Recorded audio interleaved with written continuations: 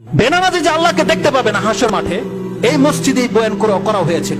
হাসরের মাঠে যে বেনামাজি আল্লাহকে দেখতে পারবে না, যারা শুধু বেনামাজি নয়, যারা নামাজ পড়েছে লোক দেখানো, যারা নামাজ পড়েছে কোনো কিছুর স্বার্থে, তারা পর্যন্ত সেদিন আল্লাহকে সেজদা করতে পারবে না, তারাও পারবে না।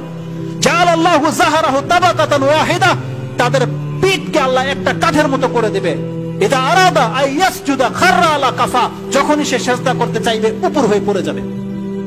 সেই দিন প্রুফ হয়ে যাবে আপনি মুনাফিক নয় তো কি, সেদিন প্রুফ হয়ে যাবে। আল্লাহ সেখানে একথা বলেনি যে বেনামাজিদের অবস্থা হবে, বলা হয়েছে যারা এই জমিনে সেজদা করত ইত্তেকান ও রিয়ান, ভয়ে, অন্য কোনো ভয়ে, চাকরি হারানোর ভয়, বেশি বেতন না পাওয়ার ভয়, অথবা বাপ মার অন্য কারো ভয়, শিক্ষকের ভয়, স্বামীর ভয়। অনেকে আছে স্ত্রী স্বামীর ভয়ে নামাজ পড়ে না, কারণ যদি বলে যদি নামাজ না পড়ে তোর সাথে সম্পর্ক নাই, এই ভয়ে নামাজ পড়ে। এদের নামাজ কবুল হবে না। নামাজ পড়তে হবে নাজাতের জন্য, ইবাদতের জন্য। যদি এমনও পরিবারের পুরুষ আছে যাদের ওয়াইফ বলে দিয়েছে যে নামাজ না পড়লে আমার সাথে সম্পর্ক নাই, এই জন্য পুরুষ নামাজ পড়ে, তাদেরকে ধাক্কে উঠিয়ে দিতে হয়। এর খবর তো আমাদের কাছে আসে। আপনি জানেন মহিলাদের সম্পর্কে আমি কেন বক্তব্য করি না?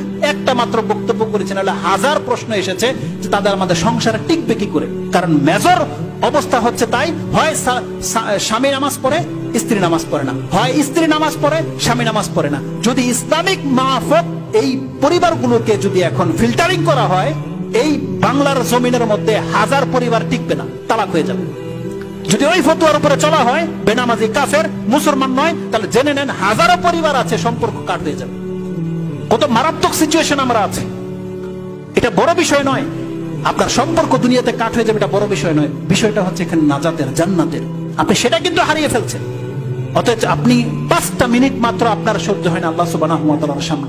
এটাকে আপনি প্রুফ করতে পারেন না যে আল্লাহ তোমার বান্দা, আর আপনার পাপ, আপনার সব আচরণ আপনার জায়গায় থাকুক, আপনার স্ট্যাটাস, আপনার মর্যাদা সব থাকুক, 5টা মিনিট গাড়িটা থামিয়ে দিয়ে আপনি নামাজ পড়তে পারেন না। আপনারা তো এমনও জানেন কোন ব্যক্তিরা আছে যারা গাড়ি থামিয়ে দিয়ে রাস্তার মধ্যে যায় নামাজ বিছিয়ে নামাজ পড়ে, জানেন মানুষ তাদেরকে কত সম্মান করে।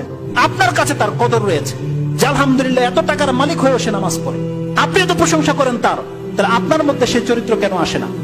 কেন আপনি নামাজ হতে চাচ্ছেন না? অতএব আল্লাহ সুবহানাহু ওয়া তাআলা যেন মুসলিমদেরকে এই কথাগুলো মেনে এবং সে অনুযায়ী আমল করার তৌফিক দান করে।